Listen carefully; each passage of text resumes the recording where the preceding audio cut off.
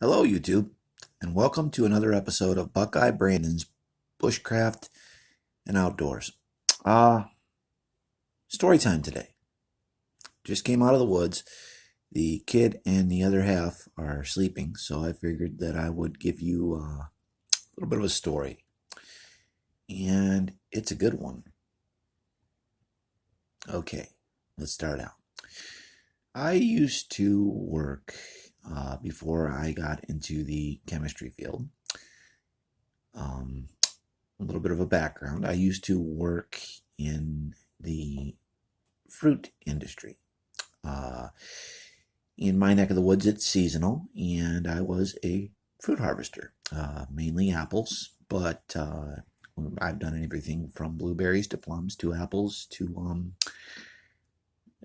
even oranges. Now, that being said, I worked full farms. Me and my girlfriend would contract out full farms, pick the farm, and when it was done, we were done.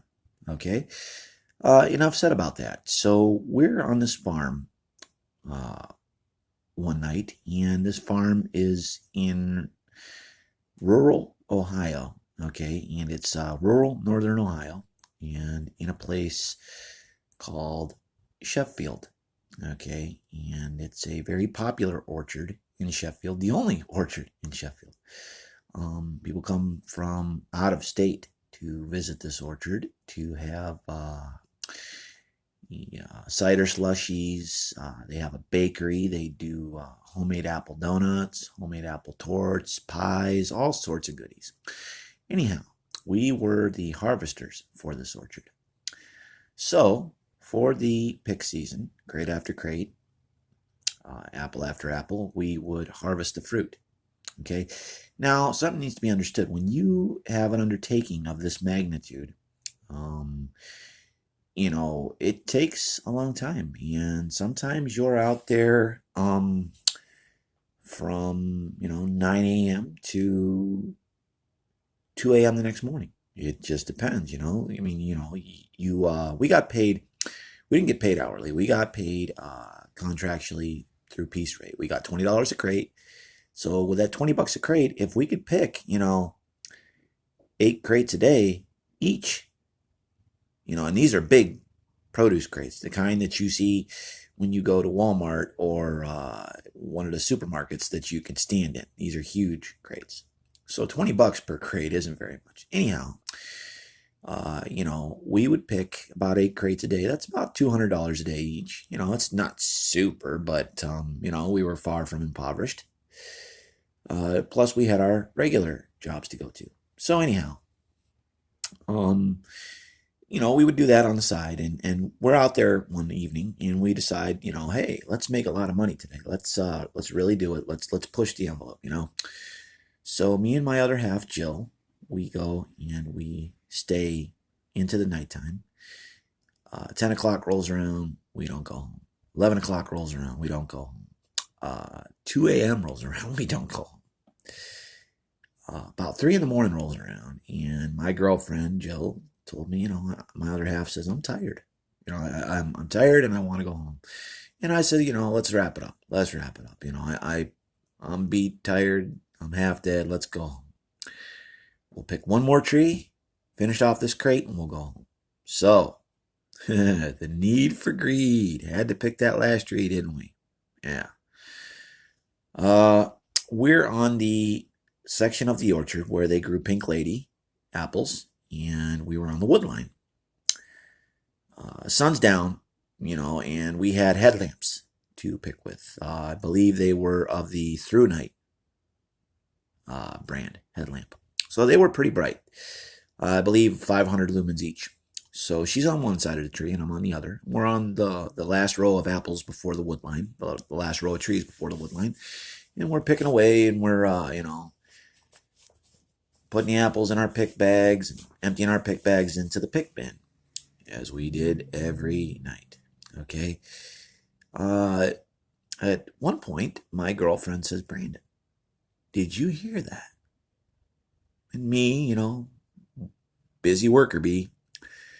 No, honey, that's just, probably Probably a deer in the woods, crackling sticks, or maybe a raccoon rustling around or whatever. Oh, okay. Well, let's get back to work. So we pick a little more. And the stick crackling gets louder. And then all of a sudden we heard a stick crackle that would not really qualify as a stick, more like a very thick branch. Crack. And we hear rustle, rustle, rustle.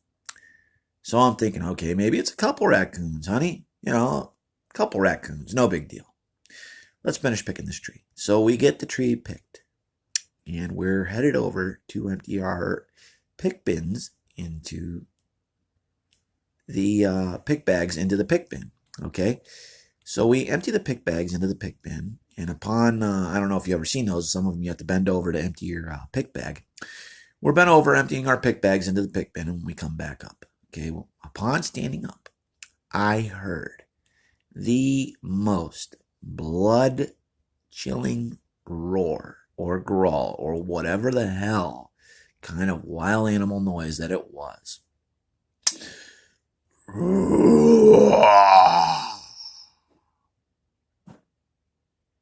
So, at this point, had a 410 shotgun with me.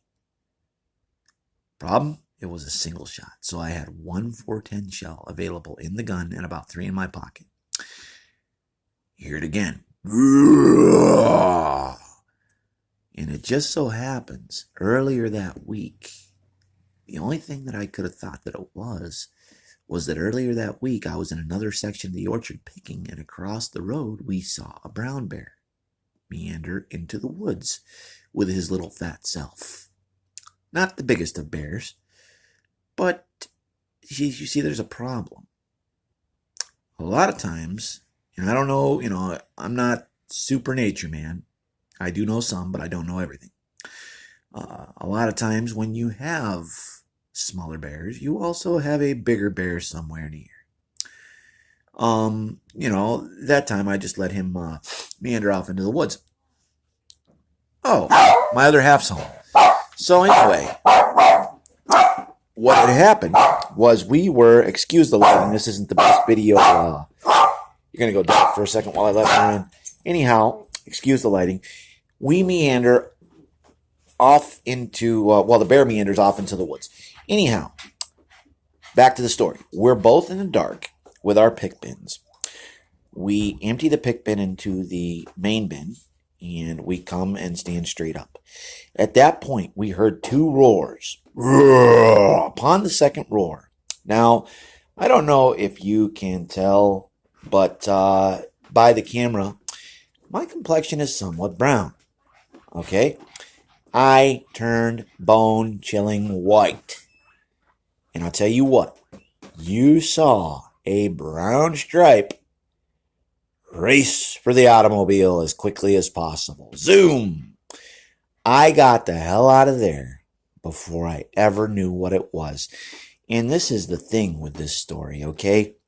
This thing that growled at us, not once, but growled at us twice and wasn't backing down, couldn't have been a coyote, because coyotes will back down when they're confronted by humans, okay?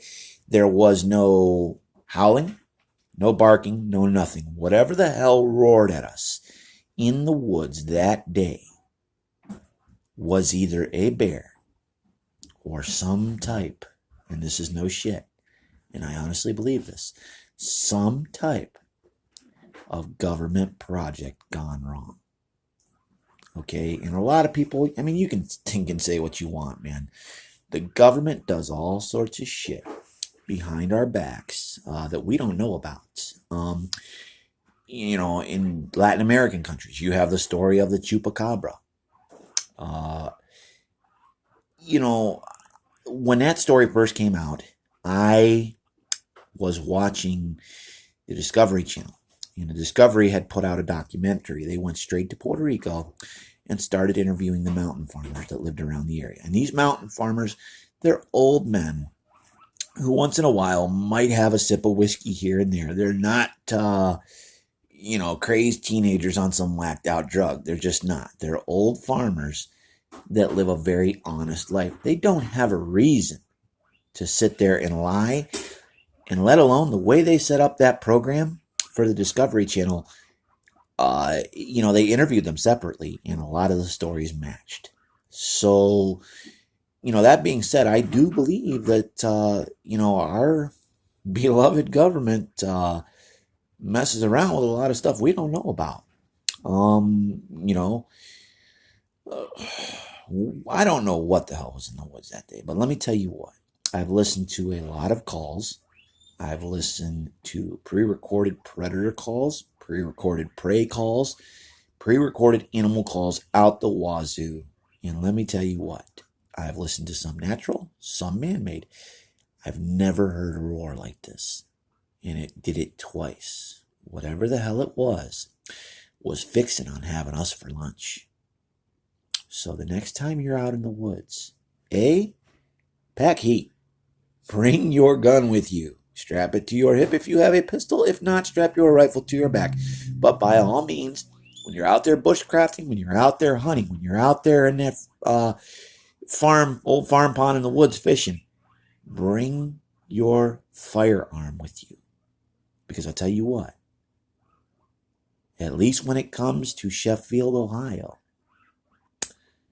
near the only orchard in Sheffield, there's something out there, and it's waiting. There's something out there, and it's waiting for you. This has been Brandon Rivera with Buckeye Bushcraft and Outdoors. This is a true story, and I'm signing off for the night. Good night, and God bless.